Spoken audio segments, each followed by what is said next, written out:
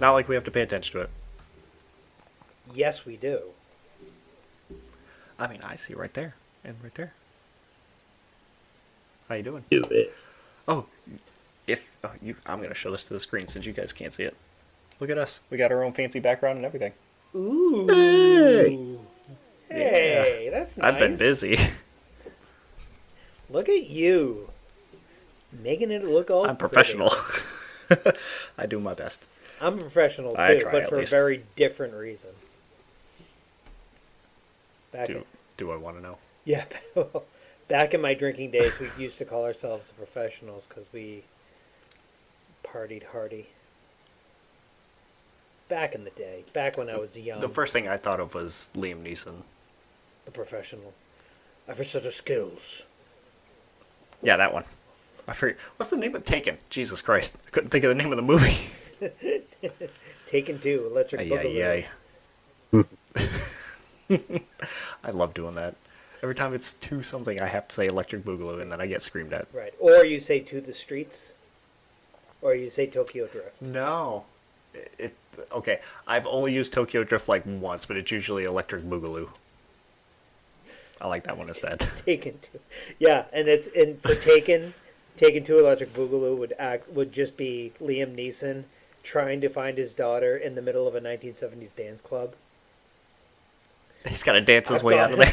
I've got a certain set of skills. Yo, my God. You know what's funny though? Apparently the Naked Gun movie is actually doing really well.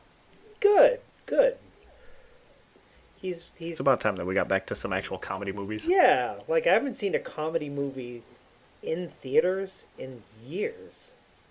Like a proper comedy, because that's way different than like the Hangover comedy kind of thing. Oh yeah, like like a Mel Brooksian, like silly Ooh, comedy. talking Glad about you said Mel that. Brooks. Baseball. Go ahead, Mike. You and I. Yeah. Spaceballs 2. You know who signed in Search for for that, more right? money. Everybody signed up for that. Yeah. Oh, what's even cool is John Candy's son is going to play Barf. Yeah. Aw. That's awesome. Then Rick Moranis is going to be in it too. He came out Yes, of he retirement. is. Which is cool. That is really cool.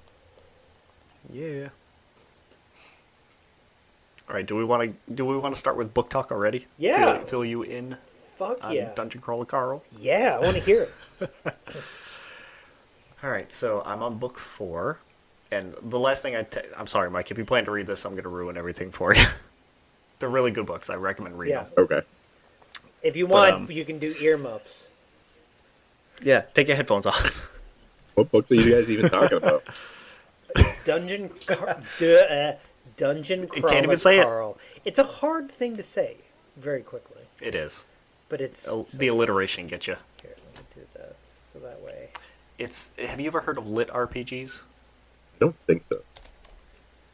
Okay, so it's like reading an RPG in book form. Oh, okay. I know what you're talking about. Are you talking about like the choose your own story type stuff? No. No. Nope. Okay. No, this is a full-ass novel, but there's RPG elements in it. Like, the backstory for the series itself is basically aliens came to Earth and flattened the whole world. Everybody who was inside buildings ended up dying, but those who were outside survived. Okay. And staircases showed up on the surface, and an announcer over wherever, you have no idea where, announces that the dungeon is open now, and they're live streaming like we are. The new series of Dungeon Crawler World, and this one's Earth.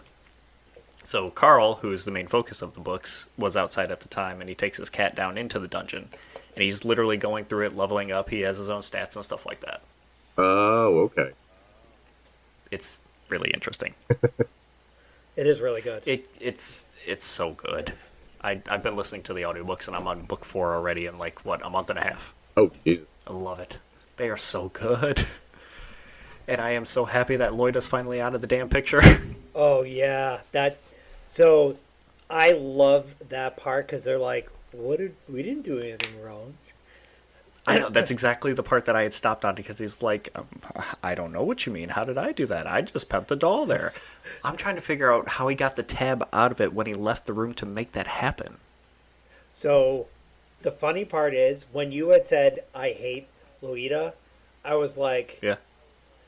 okay. And it's funny because I forgot about that character because clearly she doesn't take up that much like real estate in the No. books.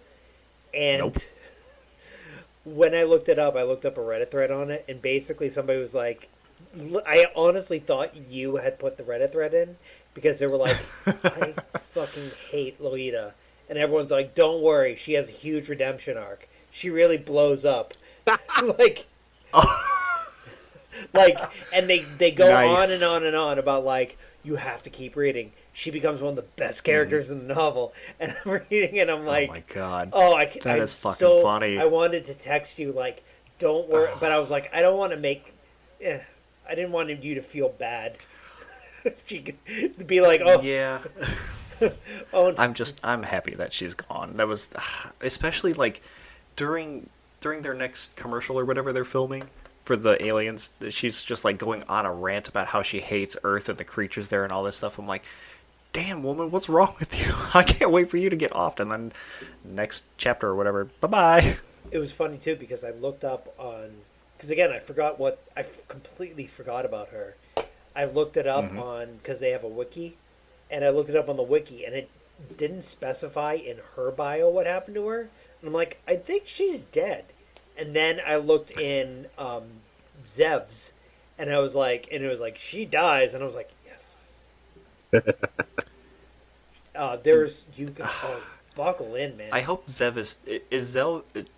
You can, I guess, don't spoil hardcore things, but is Zev okay? Like, is she pretending right now? Because she went to that reprogramming thing, but like, there's glimpses of her being okay because she nicknamed the doll for Donut. Read on and find out. Okay. That comes into play later. Who have? Oh no, because you're not the Butcher's Masquerade yet. That's the next book. No, I'm reading The Gate of the Feral Gods. They just finished beating the fucking Mother Goose Oh, yeah. wannabe Yeah. thing up in the house. Yeah. That was nuts. Oh yeah, and well, like the kid shows up, and that comes into play later as well. The house itself comes Really? into play later as well. Yep. Are you serious? There's a lot like Holy hell. it amps up, and that book is really good. Butcher's Masquerade is really good, and then the next book is also like they're all really good, but they're all so like wildly different that it feels like you're. It's like you have a set of characters that you love, and they're just put in the most random ass situations. I finally learned why Prepotente's so strong too, because like they described one of like his showcases or whatever during the recap. I'm like, damn, no wonder he's like holding his own against stuff. Right, like him and oh my gosh, what is his human mom's name? Of course, I forgot her It's name. like Miriam or something. Oh yeah. So Miriam Dom. yeah, so he basically is like really good at like tanking people's stats. It's a whole. I love because there's a turn that happens with Pony. That comes into play later, and when that turn happens, he becomes a very different character. But he also, Interesting. but then he eventually kind of turns back around. But this screaming thing, like whenever he screams directly in Carl's face, it's. I want to watch the webtoon just to see how they approach that because it every time it makes me laugh my ass off. I was sad that he's not part of Carl's group since they made it to the next floor. Oh, don't. Like they got their interaction during the Iron Tangle, and then it was like, oh, so now we meet, and now I'm talking like this, and you get introduced to the character, and then they get split up as soon as they go to the next floor. So I was like, damn, I want to see their interactions, Wait. just because I'm hearing more about them. By the way, if you think Pony's good now, keep reading. He has a fucking moment later on that is, it's actually legitimately like one of the most awesome parts of the book. And I can't ruin it for you, but you'll read it. It'll come up. I think it's It might be at the end of. No, no.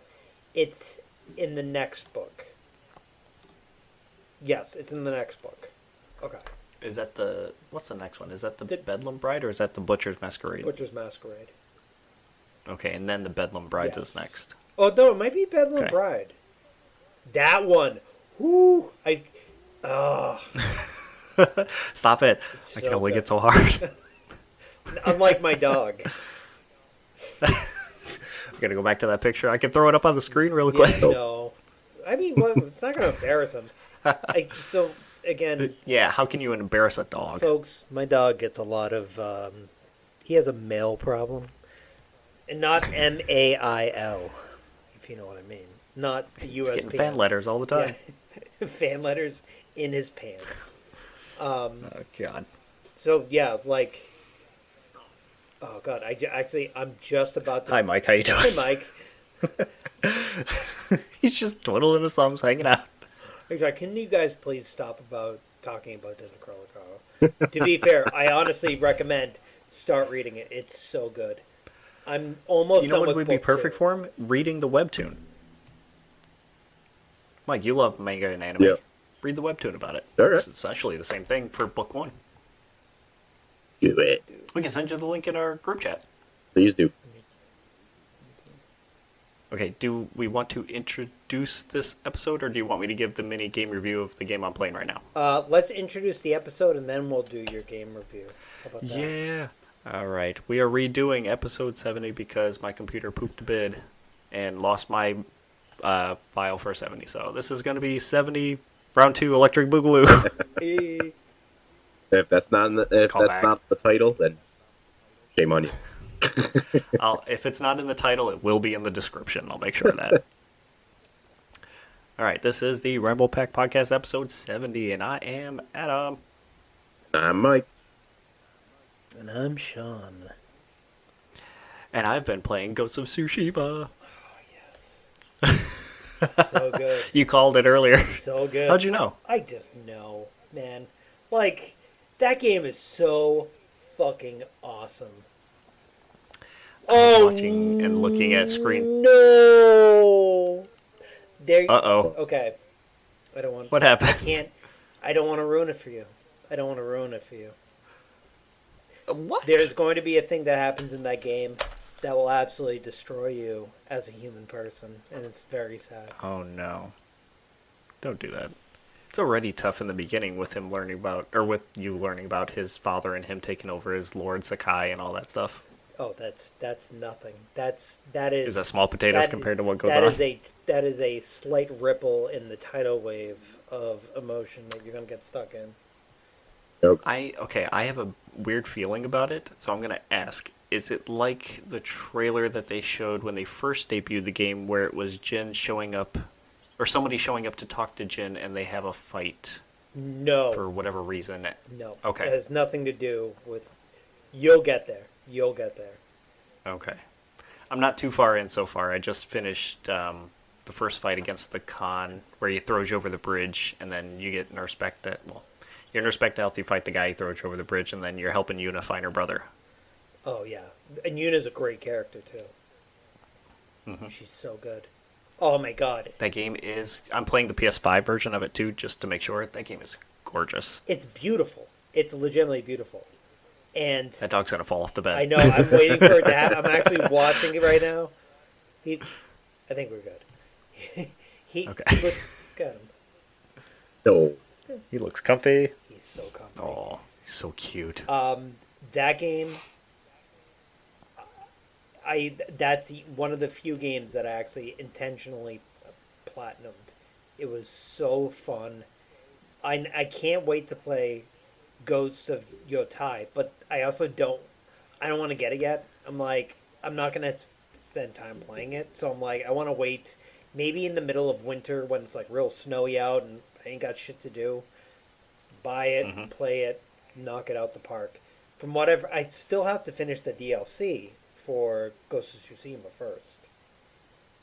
I still never finished it, but you're gonna have a great time, man. Oh my god, that game is so awesome. So far, I'm going to give it an 8. I'm enjoying it so far, but like the combat is fun, but it's definitely a video game. Like you can feel that it's an action type video game because there's still some magnetism and like you float to the character if you're just a tad too far away and stuff like that. So it like pulls you out of the immersion of it. But it's still fun. It's cool. I like the combat. So yeah, but also watching Ghosts of Yotei versus that, it's like night and day, man. It's so fast compared to Tsushima. Oh, because you're at the beginning though. You're at the beginning. You haven't got. Oh, does it go a lot faster? So first of all, there are like 5 different fighting styles.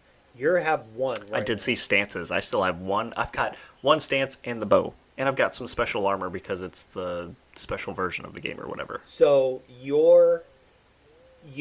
there's going to be one of your fighting styles, which is. It's basically okay. So I don't want to ruin too much of it for you, but the crux of it is it's a samurai game, but it's also a ninja game, and you haven't gotten the ninja stuff yet. And that's when things really start to pop off, because you can basically go and you can either be honorable samurai, or you could be like straight up assassin. And there's no right or wrong to the way that you do a mission. So, and even that extends all the way through the game to a point where at the end of the game you get to make a choice about whether you want to be honorable samurai or or you want to take the path of dishonor in honor and nobility. Exactly. So you get, and when you get to that, you'll let me know. But that takes nothing on literally one of the most heart-wrenching video game scenes I have ever seen, to a point. I'm not ready for that. Oh yeah, it hurts, man. It hurts so bad when you get to it. Just from I'm sure that there's going to be other characters that I'm going to get introduced to, but like just the few that I've met, I hope it's not just like a family affair thing, because that's going to be tough.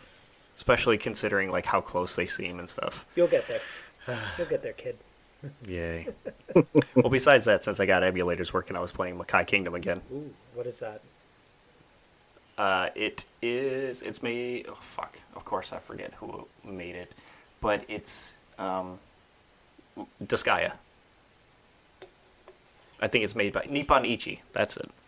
It's an isometric strategy game.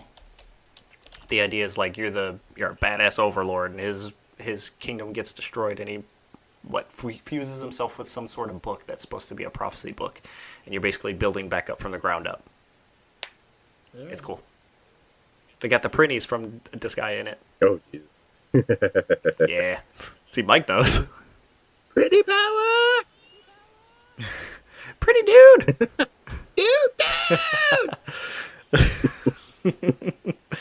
That doesn't hurt your throat too much to do that, does it? Oh, just a little bit, but it was worth it. Okay. All right. As long as you can still talk, we're good.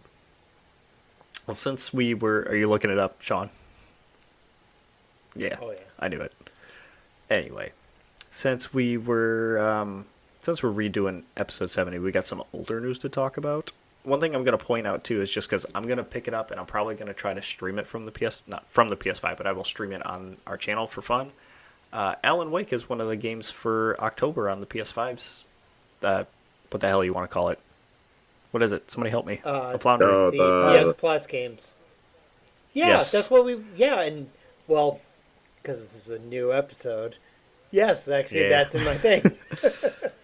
Yeah. I'm going to play that game again, and I might as well stream it this time. I love the shit out of that game. So, I'm going to play it again. I still have to play it. Mike, you can watch and see the part that I was telling you about. Oh, yeah, you were mentioning that there's, like, a thing that happens. Mike, don't say a word. Okay. He doesn't know. You know about it. He doesn't. Done. So, he's still got to experience it. Oh, yeah. Okay. I remember exactly. Yeah. Yeah. So... I'm going to do that. I'm going to do that. If you really want a hint, go back to past episodes. Crap. Oh, shit. Did we talk about it on the episode? Don't go back too far. Don't spoil it. But So Ghost of Yotei is actually out now, Mm-hmm. since it says one of your notes is. Go ahead. I want you to say your note. Yotei is the Gotai. Yeah. I mean, like, Jesus, it looked so good. And like we watched, I watched like a little gameplay thing of it. I'm actually trying my best to not watch any of it. And part of what I probably will end up doing is playing Ghost of Tsushima again, finishing that again, and then going into Yotai. But hmm I mean, I just saw one thing, which is, have you gotten to the where you have to cut the bamboo with your sword? Have you done? Nope. You haven't done that yet. Okay, so Not yet. that's one of the collectibles that you can do. What the hell are fox dens for? Yep. Fox I, is where I found one, and it's where it's at, man. I went to a fox den, and there was nothing there. I mean, a fox ran away from me, but that was it. You have to follow it.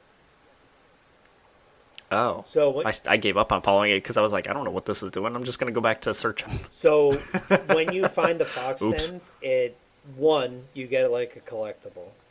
Two, and this is the more important thing, you can pet the fox, which is Ooh. awesome. Cool. But they, in kind of a tie back to it, in Yotai, so there are basically a few collectibles you can get in Tsushima, where one of them is the fox dens. The other one is you can take your sword and you can chop through like these bamboo like tubes, and it's just like a show of your martial skill or whatever. But in Yotai, the foxes are behind you and they're just happy hopping up and down while you're doing it. I was like, I kind of want to get the game just for that. That sounds cute. I didn't see that. I've just seen some action gameplay, and that's intense. It's so good. I really actually. But it got good reviews before it came out, and I guess it went live today? Yeah. Yesterday? I think it's today. I think it's the 2nd. Mm-hmm. Let's see. And people are having fun with it. I mean, it's saying right here, like it's available. Mm-hmm. I could buy it, but I'm not going to. I'm not going to buy it yet. Digital Deluxe Edition. Ooh.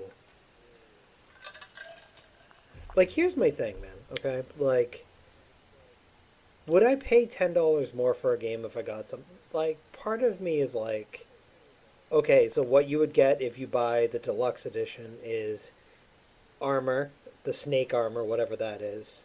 You get an armor die, you get a horse and you get a digital deluxe horse and saddle, a sword kit, traveler's map, and a charm. And I'm like, because again, like with every game, if you wait long enough, they'll release it as part of the regular game. So I'm like, no, I'll buy the regular version, man. Mm-hmm. Screw that. Or in my case, I got the digital deluxe stuff because of the tier or whatever of the PlayStation Plus I'm on. Wait, what armor do you have? Still now? fun. I've only got the civilian clothes, the broken armor, and the digital deluxe armor that it gives you. Okay. It's like the light blue with the fur on your back. So there's going to be one set of armor that you get. It's not spoiling anything. It's the traveler's armor, and basically that's what I wore the entire game. But when I started playing the game, the PS5 version hadn't released yet, and one of the things they did with the PS5 version is you can basically wear a certain set of armor, and then you could reskin that to be whatever other armor you want to reskin it to.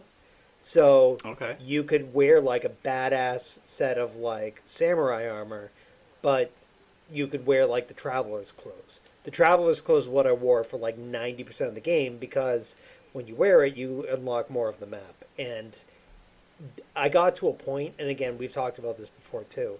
It basically it's a chore, but it was like a fun chore to just go around and try to unlock as much of the map as humanly possible. But yeah, I mean, oh god, I gotta play that game again. It's so freaking good. I mean, and then also, and because missed it last week. Hades 2 is evidently doing really well as well. Yep, I've heard nothing but good things about that game. Everybody's singing its praises. It's a great continuation from Hades 1. I want to jump into it. I might do it. To be fair, I'm like all about. I would rather buy a $10. Yotei, I'm definitely going to get it. But like for right now, with the way that I've been playing, like I want to get like a $10 indie title that I can just sink hours into and just be mindless about it. Whereas like Yotei, Vampire Survivors. I will push that game till the end of time. I love it. that game's good. That game's really good. Like Mm-hmm. I got to devote more time to it. It's on my PS5. I played it for a while and then I just kind of like put it down. But I feel like that's the kind of game too where you can just pick it right back up. Yeah. Right. Not to mention, like, their adventures, too. Like, they try to keep it fresh, too. So there's always something new and interesting to try, especially because it's different from your normal playstyle. You actually have, like, a certain goal. Right. Oh, totally. I'm looking back through some of Oh, these- we need to... Yeah, go on. Let's cover the PlayStation State of Play that they had really quick, too. Oh, yeah. Mike, they showed off Wolverine. I saw the trailer. Yeah, doesn't it look cool? Oh, absolutely. And I was very surprised who they got for the motion cap and voice acting, and Yeah, who was it? I was surprised, too, and then I forgot who it was. it is Liam McIntyre. Oh, yes, right, from Spartacus. Yep. Wait, did you watch, Mike? Did you watch Spartacus? Yes, I did. It's so good. Oh, it was an awesome fucking show. Oh, yeah. I wish at the time I wish the original main actor from season 1 was didn't die from cancer. I was upset when they changed this. Spoilers. How old is that show now? It's like 12 years old, Yeah. which says something. I'm never going to watch it, so I don't care. No, honestly, it's really good, and I love whenever I watch something and then one of the characters from that shows up in it. Like one of the actors shows up, like the best friend who dies in like season 1. He appears occasionally and stuff now. Crixus, he's Randall Flagg Sr. or whatever in the DC universe. He was Crossbones in Marvel. Like whenever I see someone, I'm like, yes. Is that Peacemaker? Yes. Yes. Okay. I don't remember. I don't know jack shit about Peacemaker. I just recognize that name. He's good. I like that actor. He's real. He's awesome in the show too. His character is freaking awesome. Oh, fuck yeah. Oh yeah. Now I have to go watch that show. Sorry, man. No. So we're all in agreement. We're excited for Wolverine. Yes. Oh, absolutely. And I want to gush about Sorrow some more. before we get to that, though, one thing I did love Okay. about the Wolverine, and we talked about this, was Mhm. that they very much intentionally took a nod back to the X-Men Origins Wolverine. It looks very much the same, and it has like that, like destructible body aspect to it. Yes. It has the same movement style, and one of the things I love about Insomniac, at least with their Marvel games, is they're looking at formulas that work, and they're going back and they're not rehashing it, they're optimizing it to make it work better in today's market. And they also like add little touches like with systems and stuff, because what I keep reading about is similarly how they put so much work into the Spider-Man's web slinging and moving him through New York that they have a whole new like blood system for Wolverine. Yeah. Just like how like the fluid dynamics of it work in the game. I'm like, well, that's interesting. Really optimized the blood in this one, guys. Yeah. Of course, you mentioned X-Men Wolverine, and like the first thing I'm thinking of is jumping on the helicopter, grabbing the dude out, and just sticking his head up in the propeller, and then jumping off and jumping on someone else.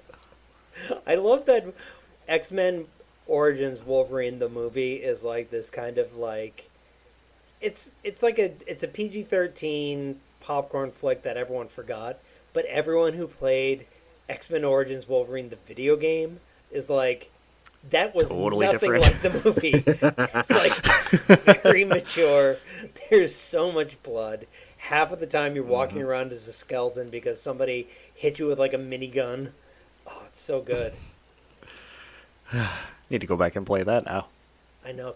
This list is just ever growing. Oh yeah. Can you even play that now? You have to go buy it. Like, I'm sure they probably still have it somewhere where you could buy it. It's probably somewhere still, unlike the Deadpool game, which was delisted and then relisted, and I think it's delisted again. Man. No idea why. Don't remember. So, like, did you watch the entire State of Play?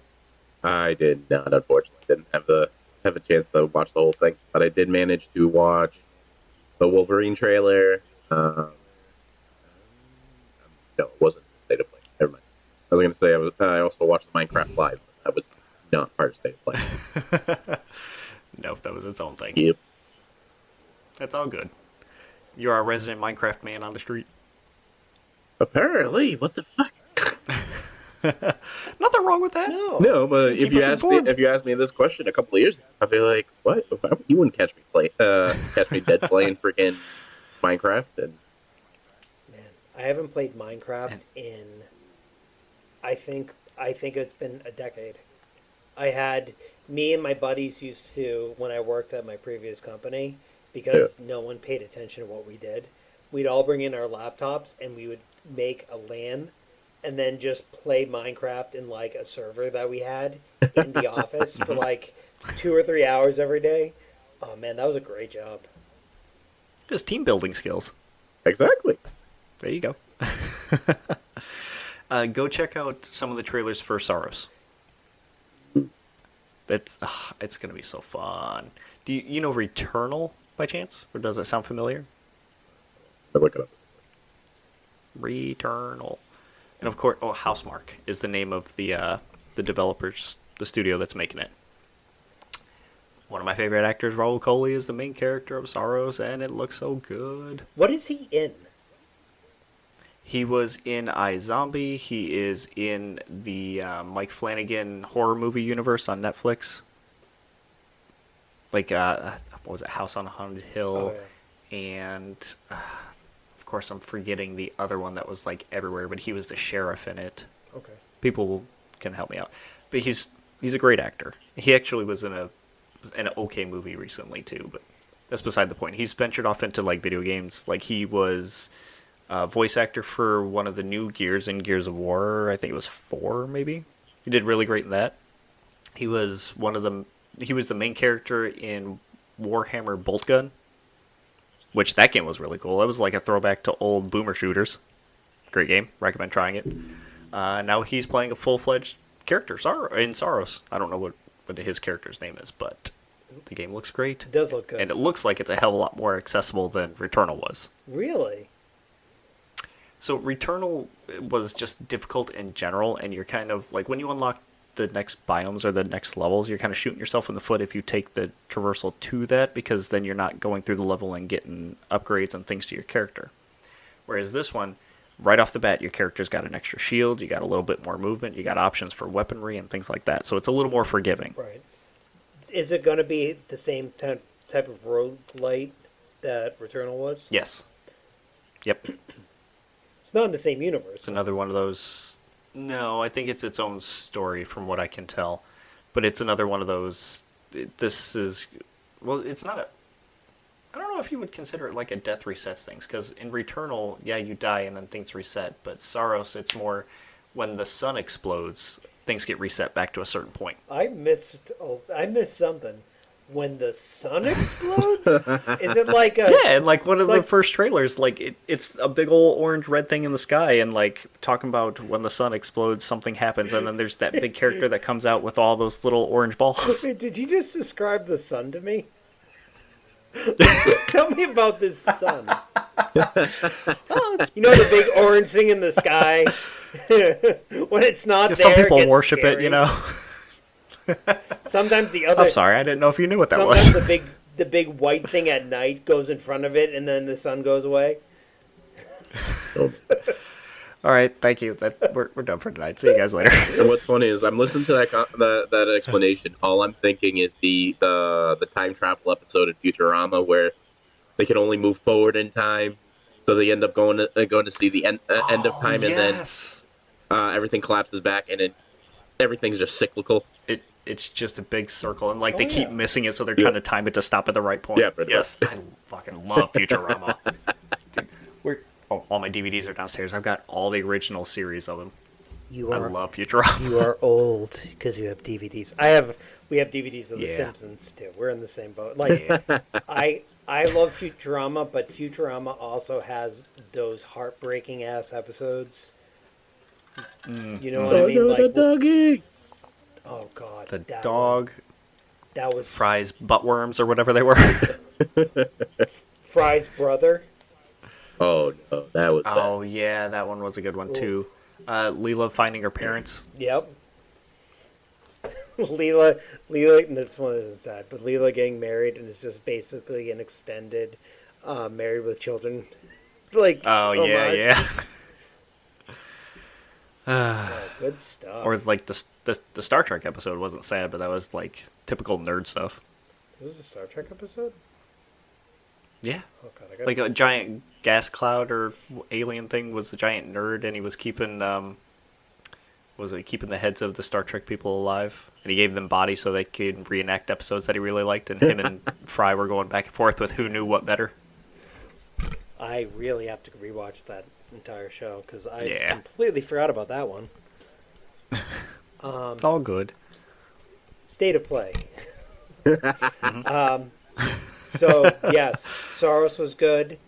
The Deus Ex remaster, not Good. not great. Like, I mean, Mike, check the chat from last week. Oh, yeah. Yeah, last week. Look at the side by side comparison, man. yeah, just scroll past my dog's boner.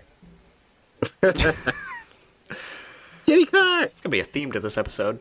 The fun part. Not that one. By the way, you know what is the best game ever is to determine which one is the upgraded visuals of that side by side. Yeah. Because they both look kind of the same. Like you said it last Yep. time too. Where, go on. I'm looking at it.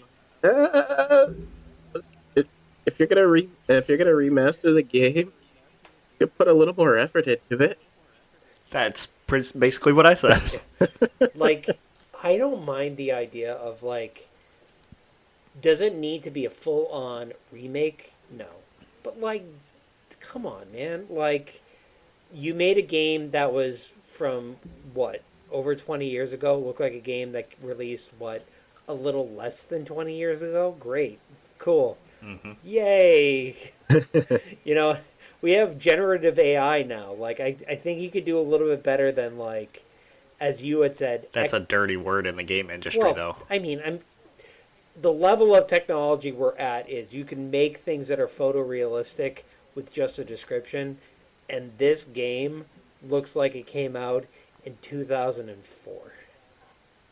Yes. Well, you know what I mean? Like, we're already, and again, not that I'm not the biggest fan of AI, but you could have put something there, man. Like, it is, like I said it last time, it is basically the definitive edition of GTA all over again.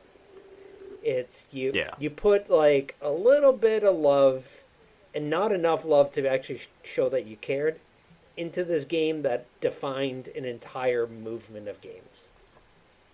Yep. Mike, you seem like you were gonna say something. No, I'm just looking at the image and I just thinking, oh, they went from GoldenEye graphics to Perfect Dark. I'm thinking something along the They lines went of from like N64 to Tekken 3. Dreamcast. Tekken 3. Oh, speaking of threes, Dynasty Warrior 3 is getting a remaster. That was shown at the State of Play. Hell yeah, man. I still don't know why 3 is. Like, I think I mentioned this last time, too. Like, maybe that was the most well-known Dynasty Warriors, but I came in at 4, and that one left a long impression on me because I would always go back to 4 and play it, even with the newer ones. So I wonder why 3 is, like, the big one. Wondering if it was their best-selling one, maybe? Maybe. But did they not hit any higher than that before? Kind of makes me think of Earth Defense Force. There's one game that stands out, and like none of them ever hit that same level. I never played Just Earth might be, Defense you know. Force. Like It's I've fun. watched- It's really mindless. Yeah, I mean, to a point. So is Dynasty Wars. It's awesome. I Yes. remember there were so many times. Like every time there was a demo for that game, I would just get it because again, when that game came out, I had no money. So I was like, I'm just gonna play the demo over and over again. I was like, this is so much fun. And now I got a friggin' the Zelda Dynasty Warriors game I have sitting on my Switch. Hyrule Warriors. Not Hyrule Warriors, the next one. Age of Imprisonment. Age of Imprisonment, yeah. I have no interest in that one. It's fun. It's not bad. I like the first one, but like, meh. Yeah. I mean, like, I agree. It's kind of pointless. And to be fair, they're making another one. I don't know why. But I'd rather just, you know what? Put me in that world one more time because I know that they're shuttering it. So, you know. Yeah, and they're I'll trying give to it tell time. like the rest of the stories. Oh, totally. And then there was, So anything else? yeah, there was Go ahead. that other game at State of Play, which was like the one where you're in a book whose name both of Oh us kept yeah, forgetting. fuck the Chronicalakalakabarga. I don't Yes. remember what the name of it was, but I liked it. Kalarka. I really liked that one too. Yeah. It's just, I think my complaint was your character blends in with the background too much to be able to keep up with it. But I thought it looked like a lot of fun. Yeah, it looks And it cool. goes back to the whole 2D side-scrolling games are kind of having a renaissance. And going through an art shift, which, hey, I'm all for, man. I do agree, though, like, after, when I hit 35, anything, if a screen is too busy, my brain just automatically shuts off. You know what I mean? I'm like, cool. That's fair. Give me Pong. I want Pong in every Oh, iteration. jeez. Damn. All right. So, in other news, I don't think there was anything else in State of Play that I remember. No. Oh, the Kratos. I mean, God of War controller. God, that's exactly what I was going We're to say. thinking the same thing. Yeah, that one looks cool. I mean, It looks cool, but That's just not. I don't think I would go out of my way for it. yeah, I agree. Right. It's just like one red stripe. Yeah. Ooh, I can do that. I can paint my own controller. Oh, dude, that's one thing that. Oh, I gotta find my mini. I'm actually painting a mini to look like Kratos just for fun, too. Oh, nice. I would love to learn how to disassemble a controller and paint it. And I think I can show you. I can. I got tools to disassemble them. So do I. And like that's the thing. I got a whole PC repair kit sitting in that closet behind me that I'd never use. And now I'm like, I should just take one apart because my controller is also old as shit. It's 5 years old now. It's been through the wars, man. Also, why on God's green earth would you make your default controller white? Do you not know how greasy gamers' hands are?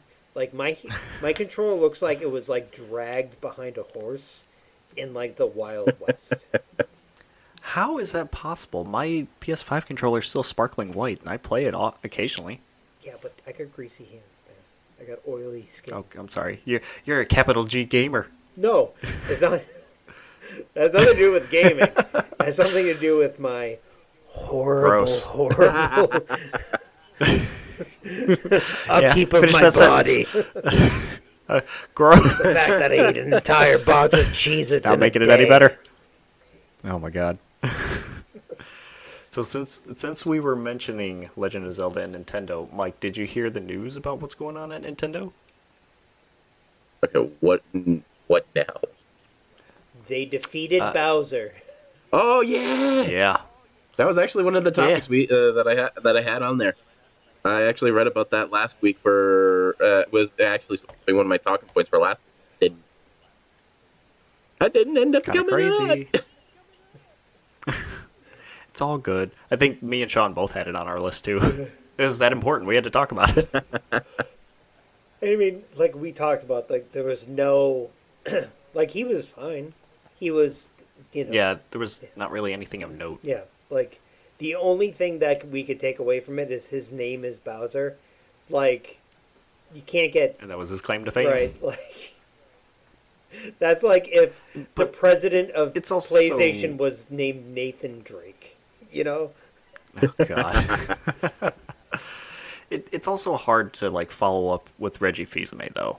Like that was a legacy that you had to follow up. There's no real topping it unless they pulled something pretty big. We got a Switch 2. Cool.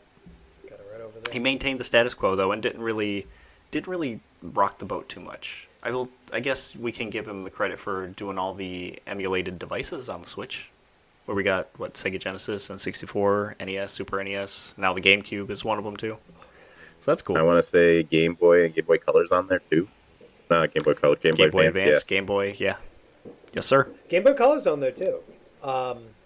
Yeah, it's part of it. Yeah, but the one thing that bugs the shit out of me is that I can't play Mario Sunshine on the Switch. I mean, on the GameCube, Nintendo Online. Yeah.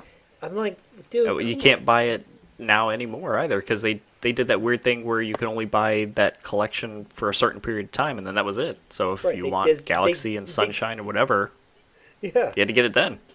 and it's funny because I was like, why are you Disney vaulting a video game? Like, come on, man. That was such a weird fucking choice that year too.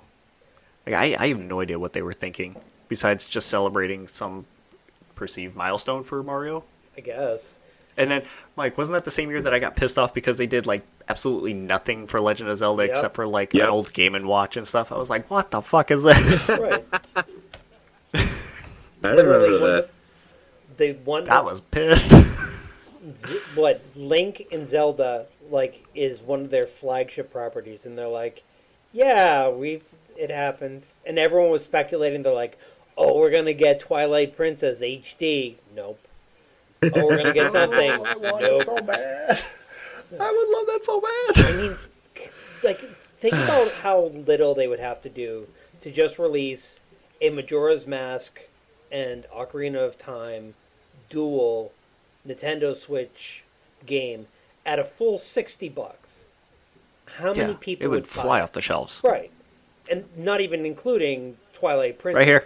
I buy it twice. Well, Yeah, to bring up one of the games that we that you and I talked about, that you asked which one you should play, Adam, on the emulator. After you mentioned whether or not you should play Suikoden 1 or Suikoden 2, I ended up for shits and giggles looking it up on see if it was available on the PlayStation Store. They apparently just released a remaster of it, and it was a two game. Shit, It was really? Yeah, it wasn't too much different. It actually looks pretty decent. I may actually buy it. I want to say it's on the store for like 40-50 bucks. But even then, it doesn't take much. it doesn't. It really doesn't. Like, there are games, again, like going back to this thing of Deus Ex. Okay, fine. Like, we're ragging on it, but I mean, they're still probably going to sell a pretty decent amount of copies. Meanwhile, like Zelda, you don't Banking on nostalgia. right, and like you already have an HD version of the game. It's already out for Nintendo 3DS. Just take that, remove the 3D elements, and then slap it on the freaking Switch. You're already done. Like the work's already done for this. Like just release it, man. Pissing me off. Speaking of work being done, Borderlands 4's development on the Switch 4 has been delayed indefinitely because they can't get their shit together for it. Oh man. Remember how Randy Pitchford kept shooting himself in the foot? He's finally stopped talking. Yo. I guess their heads down trying to get that working on the Switch now. Last week we were talking about that, and I was looking up what he was saying, and like, dude was literally just picking out random people on Twitter and just being like, "You don't know anything about video games." I'm like, bro, that's the guy who's buying your video game. They already bought it. Don't shit on them after you bought it. You don't see like, Or yeah. Or it's like, hey, you don't like this? Why don't you go code your own game engine and tell me how hard it is? Like, you're talking to your consumers here. What You really think they're gonna do something like that? Like Dave Just Thomas take it on the chin and be like, "I'm sorry, we're working on it." Right. Like Dave Thomas coming out and being like, "You didn't like my Wendy's hamburger? Well, you don't know the first thing about hamburgers." It's like, what? No, it's not the way it works. How dare you besmirch Dave Thomas? No, he wouldn't. That's the point. Dave Thomas would be like, "Oh no, I have to get back in the kitchen at checks notes, 130 years old." Mm-hmm. He gets his crypt keeper ass back in there, flipping Jesus. flipping patties. Who else was That's Randy Pitchford for you, though. who else was did something similar to that recently? Where they blamed the fan base for its release doing so well, so horribly. Shit, I feel like that's a ubiquitous thing now. Like it happens They so blame frequently. the fan base? Yeah, no, I know what you're talking about. Somebody came out and was like, so I do remember that the guy who did the zombie game with the motorcycle. Oh, fuck. Of course, now I can't think of it. I know what you're talking about. We did talk about that before too, Mike, Sure. because he left the company because of that, because the company itself was like, "No, you guys are fine, whatever," and he was like, "No, you guys fucked up. We didn't do anything wrong. It was everybody else." Right, and he started. It was the head of that company. He started blaming the people who like the market. Well, the market didn't buy our game. Mm-hmm. Well, it's like, okay, don't blame us, man. There's a reason the market didn't buy your game. I gotta look it up. It's wild. Like there, it feel like it basically comes down to two things at this point. It's either you Days Gone. Yeah, Days Gone. It's either you have that guy's reaction where you're like blaming us, or you have the opposite. You have the CD Projekt Red, No Man's Sky reaction of you say, "Hey, we fucked up." You just say okay. Right, and you say, "We'll fix this," and then you fix it. Mhm. You know. Yep. God, I love when Man. crash outs are the best. I gotta find the article that said it, but there was a dev who was upset that Silksong came out on the day it did Yeah. because they felt like it stomped on other games' releases. I'm like, you really think that they were watching that and said, "Oh, I'm sorry, I shouldn't release it because your game's coming out first"? Exactly. That's not how the industry works. I'm like, where the fuck were you when we were kids? That shit happened all the time. Oh yeah, Mhm. yeah. They literally Nintendo and Sega made a whole thing about that. Yep. You know? Oh, that was something we didn't cover in the State of Play. Sonic Cross Worlds Racing came out and they like threw jabs at Mario Kart. They're like, it's so boring. Now our guy has a movie too, and it caters to a large audience. That actually was a solid series of movies, man. I'm not gonna lie. Oh yeah, Sonic? absolutely. Oh, Sonic, yes. I was like, what are you talking about? Yes, I agree. So Okay, we have go on. we have a lot of Xbox news to talk about, so I want to kind of save that for last, and we'll jump through it. I'm interested in hearing about the Payday Devs game and the Ubisoft thing you were talking about. Yes. Okay. So, first thing, evidently the developers, Starbreeze, had a co-op Dungeons and Dragons game that was codenamed Project Baxter that they have abandoned because they want to shift to focus more on Payday, the Payday franchise. And didn't they just like revive Payday 2 with a subscription service or something? And people are like, "The hell are you doing this for now?" Oh, I don't. Because they're not focused on the latest release. right, and it's, I just read something about that. and Payday 3, it didn't do well. Like it released, and people were like, it's fine. Yep. But Baldur's Gate 3 has a native Steam Deck build now. All right. Oh, cool. Nice. See, that's what I mean. Larian did such a good job. That is such Yes, they did. the production value of Baldur's Gate 3. Even when I started playing it, I was floored. It's like, holy shit. Mhm. For like it's a turn-based RPG. There's no world where that should have gotten anything more than like, a single A developer, and they put so much work into it, and it's fucking awesome. Agreed. I feel like they really set a bar.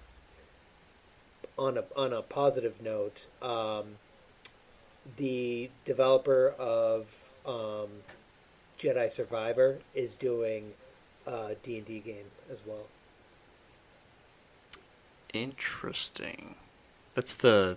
Of course, I can't remember their name right now, but that's the same people who are doing Apex Legends. Oh, I'm sorry, I lied. It's not the developer. It's the director of Star Wars Jedi Survivor. So it's Stig Okay. Asmunsen. Yeah. Hey. Sorry. That's me just butchering somebody's poor last name. But like, it looks. It's just us being children. um, it looks really good. I don't know anything about that. I'm gonna have to look into it. It's going to be a major AAA game, which, hey, rock on. I'm curious what they would do with it. Because Are you going to rehash the turn-based style? Are you going to do, like, an adventure game?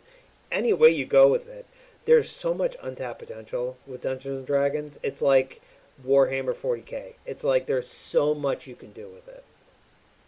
Mm-hmm. Yeah, man. And then on the the Ubisoft thing... Yeah. Uh-oh. Is that a good thing or a bad thing? I don't know. So, Ubisoft and Tencent are partnering to create a new subsidiary called Vantage Studios. Okay? Vantage Studios... Is it going to be a mobile-focused? Nope. Oh, No, shit. Okay. it's not. Now I'm interested. Venture Studios is going to oversee Rainbow Six, Far Cry, and the Assassin's Creed series. All three of them are going to be under Vantage Studios now. Huh. So does that mean the Black Flag remake is going under that too? I would assume so. I guess. I don't know how I feel about that now. Yeah. I mean, Like, is this just an umbrella? I Because there are individual studios that are working on those specific titles. Like, Far Cry has had the same studio working on it forever. mean, I don't know if this is going to just be overseeing these individual studios or if it's just going to be like take everything that was under those studios and bring it all into one specific studio. I have no idea, but it's going to be basically Tencent has invested about $1.25 billion into Venture Studios. Oof. Yeah, and I mean they own part of Ubisoft anyways. I think they own like 5% or whatever. They I have a question about that when we're done. so basically that's it. I'm curious where they're going to go with it. I'm not jazzed, because like again, what are you going to do with these three properties now that they're all going to be under one specific umbrella? Right. Did Tencent help Ubisoft stave off the hostile takeover a couple years ago? I think so. So, they bought 49.9% stake in the Guillemot Holy Brothers hell. Limited, which is a group controlled by the yeah. Guillot family. Yep, and they are the ones who own most, if not 80% of Ubisoft. Something like that. So the acquisition, right? It was like $300 million, and that acquisition got them a 5% stake in company voting rights. So, Interesting. sorry, I gotta pet my dog real quick. So whatever that means. Is that a euphemism? Gotta pet my dog. Interesting. Yeah, I mean, I don't know. It is very interesting that I don't know. Like I honestly don't know. I mean I don't know enough about Tencent aside from them being like a mobile developer to know if this is going to be like awesome. They've or, also invested in a hell of a lot of companies too. Like I'm pretty sure they invested in Bungie at some point too, and that's how we got Destiny Rising out of it. Or am I thinking of a different company? Because I thought that was Tencent as well, Mike. Destiny Rising. You say? Go to the app store real quick. Or I know it's the same. It's the same developer as one of my another game that I was playing before.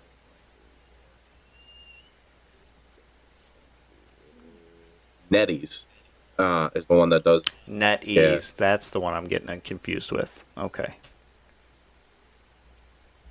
It was one of the two that have been heavily investing in different companies for different titles. NetEase is the one that I was thinking of.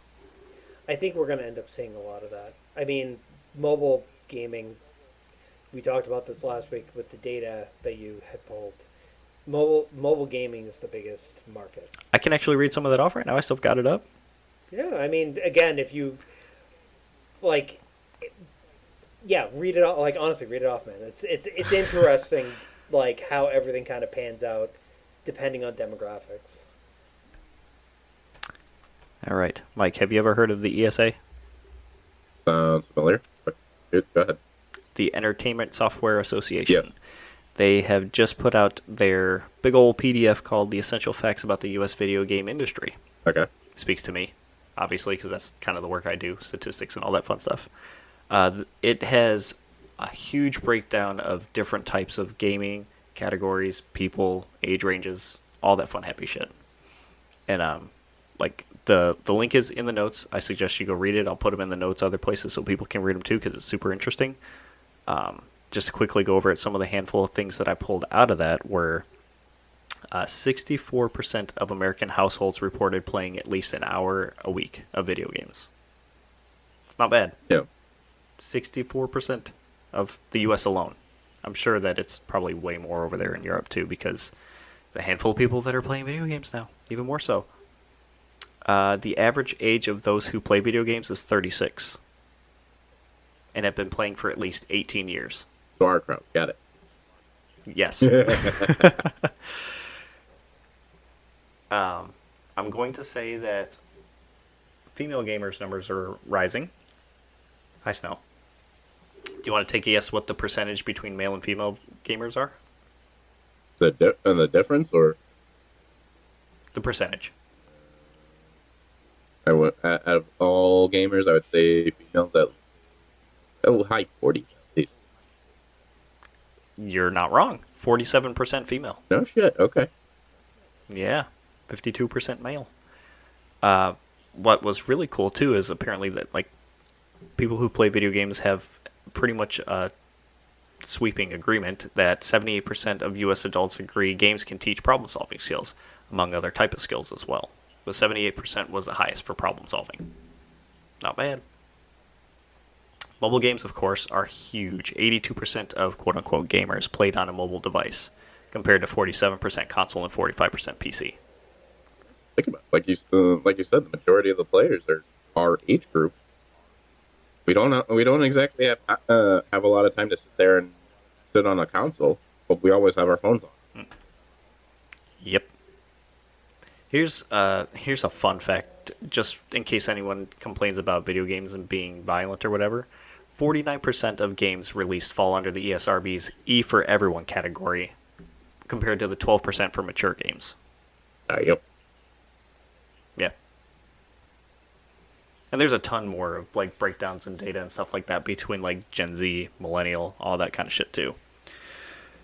And like genres of games, like who plays what the most and when, basically, and crap like that too.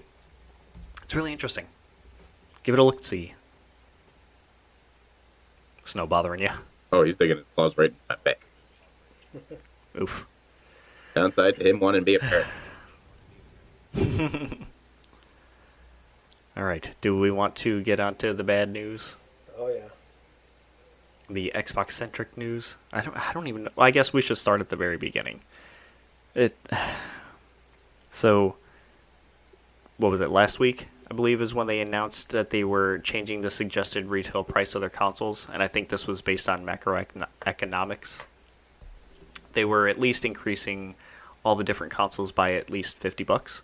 So whereas the Xbox Series S's 512 gigabyte or 1 terabyte consoles are now going to be priced at $400 or $450 respectively, the Series X digital version is now going to be $600, up from $550. The Series X, I got mine for $500. It's going to be $650 now. Xbox Series X 2 terabyte Galaxy Black Special Edition is now $800. Yeah, no. Sorry. Yeah. And then this is, with that, it rose some questions about, they have a handheld coming out, the ROG Ally, the Xbox Edition, or whatever they want to call it. Is it going to be something like $800 to $1,000 for a base model? So there was some speculation of it being $800 for a base, $1,000 for the higher end. But Best Buy had them listed at $600 for the base model and $1,000 for the higher end. And I think it's still listed as that right now. So that's not terrible, I guess. It's still like Steam Deck range. But even Maybe, then, but it's still not helping. it's nuts to think about that we're talking about pricings of handheld upwards of $600. Yeah. And you know what? Because of that too, people had noticed that Costco was no longer selling or carrying Xboxes and marking down their games and stuff significantly. And once that started catching wind on different articles being posted places and things, Costco actually came out and said that it was a business decision not to stock Xbox anymore.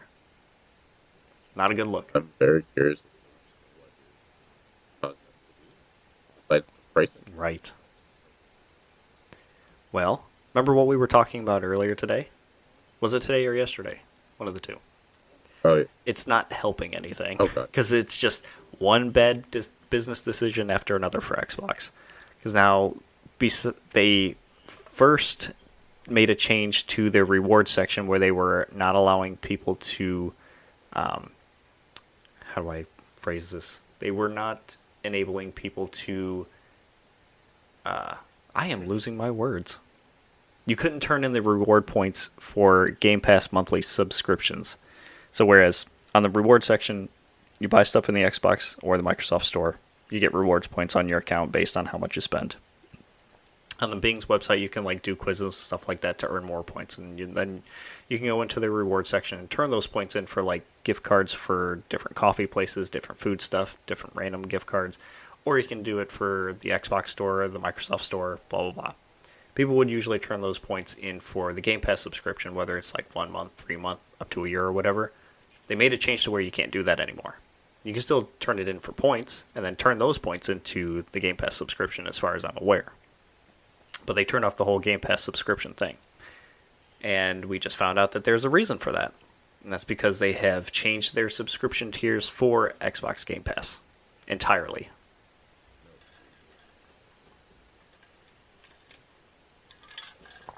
I'm just gonna put. Need to wet my whistle. I'm just gonna put the description or the title of the article that I put in from, I think it was from Kotaku, right? The enshittification of Game Pass is here. That is a great title, and that is not wrong. Kotaku had one too, and it said this year for Xbox is going to be. I gotta look it up because I'm gonna get it wrong, and it's not gonna sound as pressing, important. I gotta find it. La la la la la la la la la. Oh, before I start getting into the different tiers and stuff, GameStop came out and said that they will still continue to sell their Game Pass Ultimate for $20 still. They're not going to change the price. Good for them. Mm-hmm. About time we hear some good news from GameStop. Can I find this really quick? Probably not.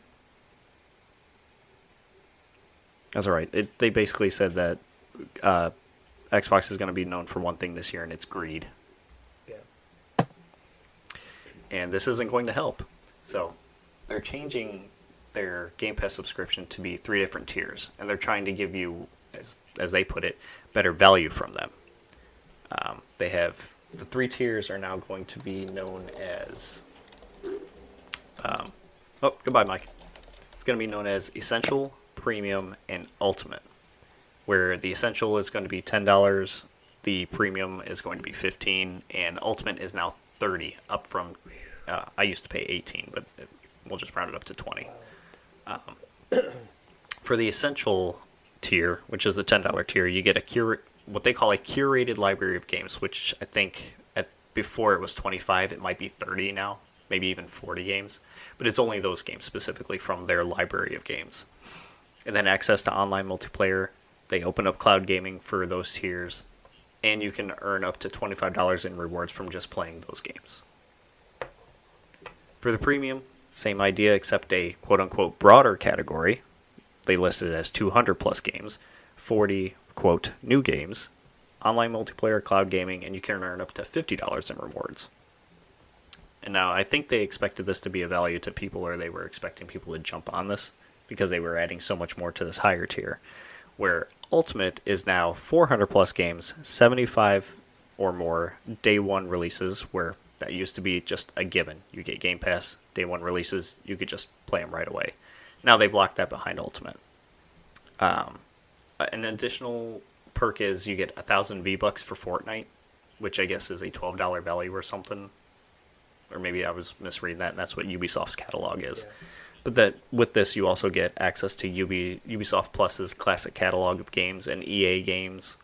Riot Games' catalog is in there too, I believe, and you can earn up to $100 in rewards, as well as having cloud gaming and online multiplayer.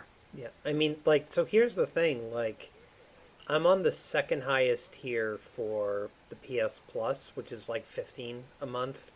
It's less if you buy the year, but with that, I still get the Ubisoft catalog. You know what I mean? So I'm like, yep. Why do you? I guess so. It's funny because I was thinking about this because when you had put it in our group chat, I was like, why would, I was like, oh well, PlayStation's got so much better, but one of the benefits that you guys have is that you can do cloud gaming and you can get it in you could get the entire, you can do Xbox Game Pass on a PC if you wanted to. And there's a PC-only version that you could get if you were so inclined, right? Yes. I think that one was 16 or whatever. Right. Because that also came with cloud gaming and the PC version of it. Right. But now it's only those specific games for whatever tier you got. It's kind of a bummer. And it feels like you're losing out on stuff. I feel like they're trying to tank it.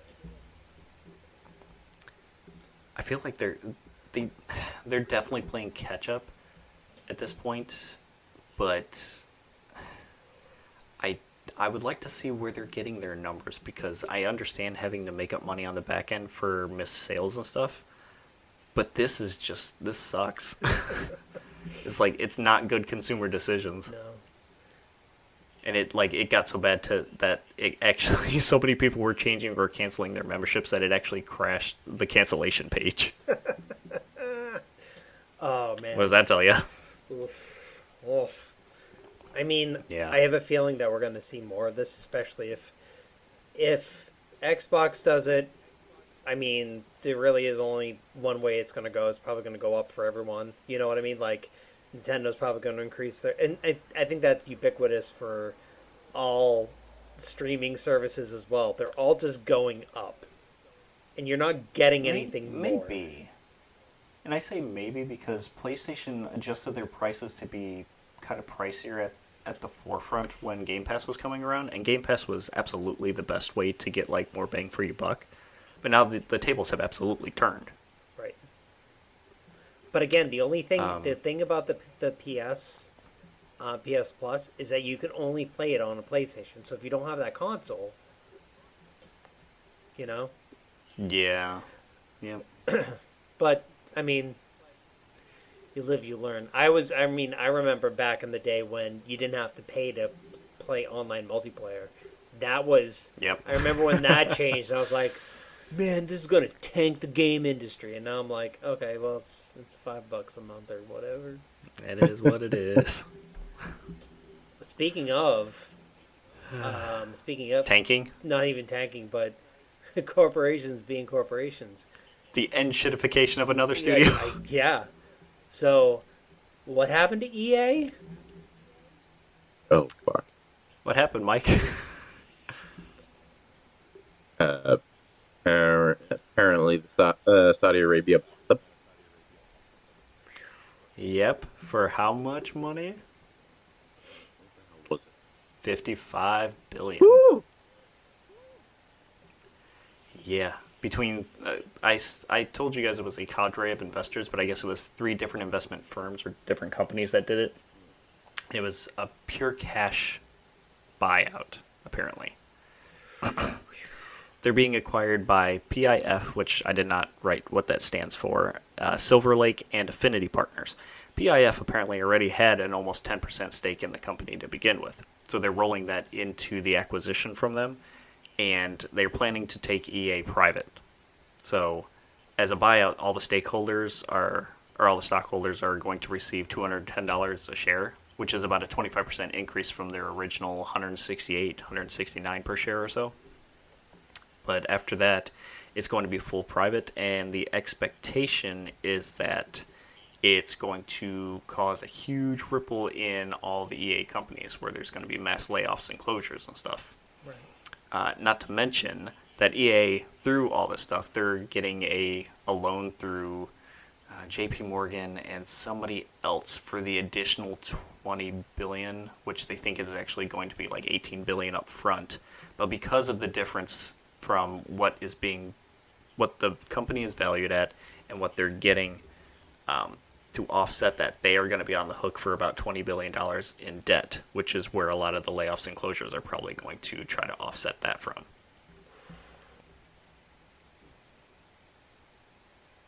Man. Yeah.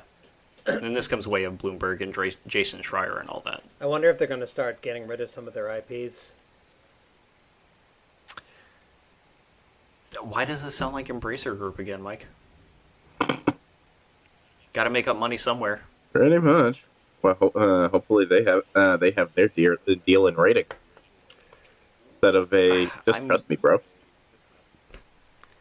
Was it one of the BioWare devs where, like, once this happened, they're like, we don't see a real future where our studio can survive it. And I don't blame them.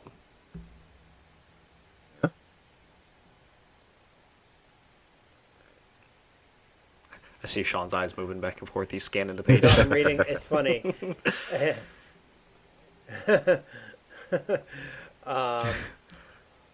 So basically, it's just reading this thing, and I don't know why this is making me laugh.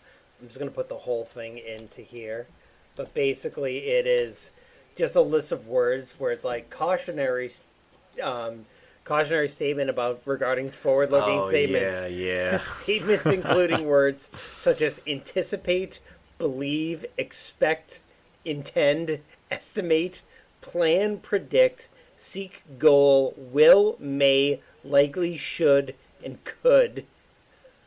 Like all of. If they use the word "the," don't trust. You know it. you're fucked. Oh man. Yeah, I mean, I don't know. Like, it's gonna. If and again, because a failed English major should definitely be making opinions about multi-billion-dollar deals. Like, Yeah, of course. honestly, like do us all a favor. Take some of the IPs that EA has been tanking. Take Titanfall.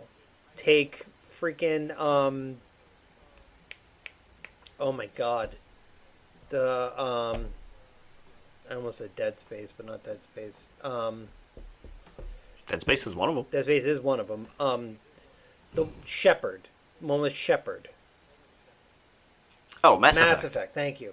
Mass Effect. The sheep game. Sheep game. Where Shepherd, the titular shepherd, brings his flock. Yeah. No, but take some of those, like, the BioWare games that you've been tanking, sell off that studio to somebody who can actually do something with it. Revive Anthem. And That's a joke. Please don't. well, or take the things about Anthem that were decent, like the flying mechanics, and just strip everything else from it and make us an Iron Man game, guys. There you go. EA is also known for a lot of their sports games, so I wonder how much of that's going to stay the same or how much of that's going to change. Oh, they're going to keep. Oh, and one of Yeah, the go on.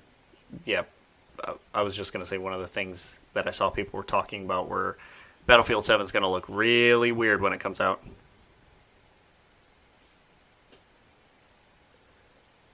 Something to think about. I mean, Okay. yeah, it's. I don't know. Like, I feel like what they're probably going to end up doing is selling off the things that aren't making them billions of dollars, but the sports games, they're just pure bank. They're pure bank. I'm afraid that they're going to put more monetization in those. Oh, like they the will. NBA 2K series have been so predatory, and the FIFA games too have been terrible with in-game monetization and stuff. It's just going to get worse. Oh, yeah, it's going to get way, way, way worse. I hope not. Yeah. But I see you clicking on that one thing. I want your opinion on that. It was an opinion piece by Simon Carey on IGN. He says, I'm getting bored of every PlayStation game telling the same story. I mean, that's dumb. It's extraordinarily dumb. Explain. So, Defend yourself. defend myself. My real name is actually Sean Patrick PlayStation Muldoon. And I come from a long line of PlayStation family going all the way back to, I don't know, 18th century England. What's your face button? Favorite face button? It's triangle. I'm an X-Man. Yeah, you are. Hey. Oh, not Twitter X. No, the button X. 69. That was the last episode. You missed the boat. 70. No, so like, I would say there's an argument to be had, not telling the same story, but using the same mechanics. Okay. All of the. Did you take a look at the article by No, chance? I didn't. Let me take a look. Okay, so their biggest argument is that it's a lot of violence and like bloody kind of stories. Speaking of Ghost Yotei, Tsushima, God of War, stuff like Spider-Man 2, it's all action adventure type games that focus heavily on the action and violence and stuff. Oh, they also said Last of Us Part 2 is in there, God of War Ragnarok, Insomniac Spider-Man series, Right. I mean, and they. Returnal. But then they also turn around and they say, "Hey, but you also have Astrobot." Like. Mm-hmm. I. Because that one offsets everything. So I mean, okay. So the cycle of violence is in very real danger of becoming a loop of diminishing returns. The cycle of like, what? And again, I'm assuming they're referring to like revenge-based stories. Okay, sure, but I mean like You can argue God of War Ragnarok's not a revenge story. right. Neither is Spider-Man really. Like, at least the titular character in it is not seeking revenge. Other people in the story Right. might be, but you are not. Mm-hmm. I don't know. Like, I do see the argument of first person action adventure games. I'm sorry, third person action adventure games are starting to become very much ubiquitous with PlayStation's like first party games. I can see that. As soon as we can name a handful right off the bat, I bet. Ghost of Tsushima, Ghost of Yotei. You've got the Horizon series. You've got the Spider-Man series. You've got Last of Us Part 2. I think you said Horizon already. Yeah. God of War series. Infamous when that was still Infamous a thing. is up there too. Right. Like Yep. there's a million. Ratchet and Clank. I can see where that is a. I would say that's a valid argument, but I think that's also that's still in line with third-person action adventure games are often the staple of AAA developers. Like AAA studios make those games, and they make those games because they do well. They're popular games when done properly.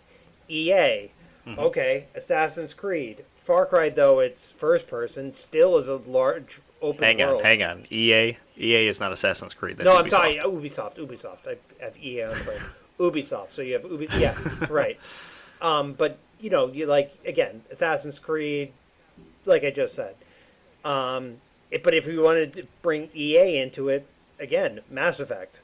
A lot of third-person action. Well, that's more RPG based, but third-person games like that, and I think that's one of the reasons we were talking about like 2D side Oh, scrollers. Forspoken's in there too. Oh, I mean, hell, look at Final Fantasy 16, right? Like Yeah. all of these major studios, because you can make a profit off of it. The the Arkham video games for Batman, and then the Suicide Squad kills the Justice League. You know, the new Batman game that they put That out. wasn't very good. No, it wasn't good, but like it's a third-person action-adventure game in a sprawling area where you're just doing fetch quests. That's, I mean, if you want to go even further, The Legend of Zelda. Hey, you watch your mouth. I'm not, and again, this is kind of like there's always I've had. Let's say you're a music fan, and let's say somebody comes up to you and says pop music is bad. There's nothing wrong with pop music. Pop music's great. I love pop music. Very pervasive. Yeah, throw me on some Mariah Carey. That's perfectly fine. People will like to look at something like that and say, "Oh, well, it caters to the lowest common denominator." And it's like, no, that's not what the deal is. People buy the games because they like the games. When a game has done that poorly, okay. Again, Suicide Squad, perfect example. They thought they had everything in the bag, and then they threw in a bunch of microtransactions and a weird ass story, and no one bought it. They've also lost like 50% of their equity because of that game. Right. But keep going. No, but another example, going to Mass Effect, the Mass Effect 4, whatever it was, Mass Effect Andromeda.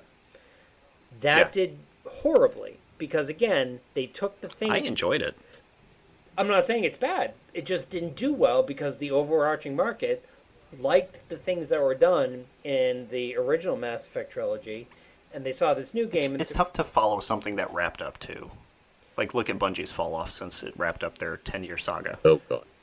Absolutely. But I think the thing is, for something like this, to say the boiling everything down to a few tropes and saying, you know, PlayStation's going stale, or they're going to get sucked into the cycle of revenge.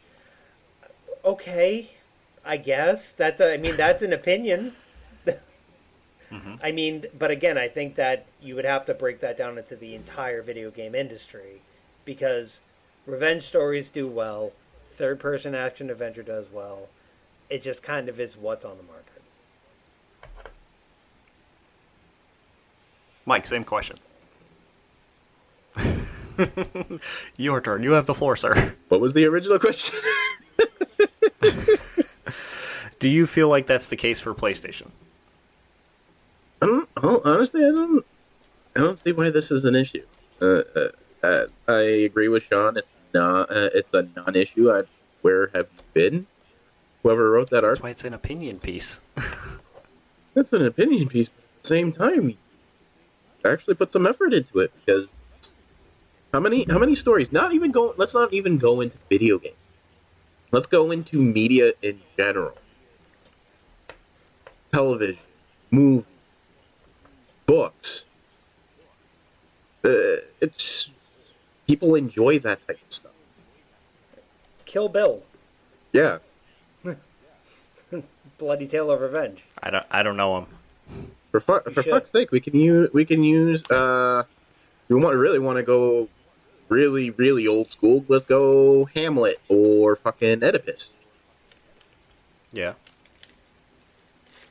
So, I guess there's a reason why tropes are established to begin with, Right. but then people build off of them too. Tropes aren't bad. Tropes are just tropes. I mean, people. It's the why did Shakespeare write in iambic pentameter? I mean, it's because it resonates with people. It doesn't mean that it's bad. You know what I mean? You can have a great rendition of a trope. You know? What do you think needs to come first for it to actually hit? Do you think it's the gameplay or the story? Because you can have a really good story and bad gameplay and it still hits. Absolutely. But do you think one overrides the other? Oh, yeah. I mean, Or will help override the other? I think that in the medium of video games, it doesn't matter how good of a story you have. If your game is crap, you can make the dumbest ass. Look at Metal Gear Solid Revengeance. I'm the president of the United States, son. Right. The gameplay's fun, and that's all. Nanobots. Right. It's such a funky ass story. Oh yeah. All right, kids, are we ready to wrap it Yeah. up since we've been going for hour and a half? Holy shit! Wow. All right, yeah. I'm gonna need help remembering everything that we're on because I always forget. We're on X. If you, no. So you remembered. Thanks. All right, folks. If you want to get more from us, like posts and video game facts, and keep up with us on social medias and stuff, we're on Instagram and Threads and Blue Sky, and we have a Patreon. And our uploads go on to YouTube same day as the podcast goes up on Spotify or on Apple and Google Podcasts. And I think we're on Amazon Podcasts as well now. So we're the Ramble Pack Pod or Ramble Pack Podcast and all them fun stuffs. So I think it's time to go to bed now. I think so It's too. definitely late for us kids. Yeah. Doggies are already beating us to it. All right, Beat gents. something, all right. Take it easy. Later. No. God damn it, Mike. I'm glad you're here.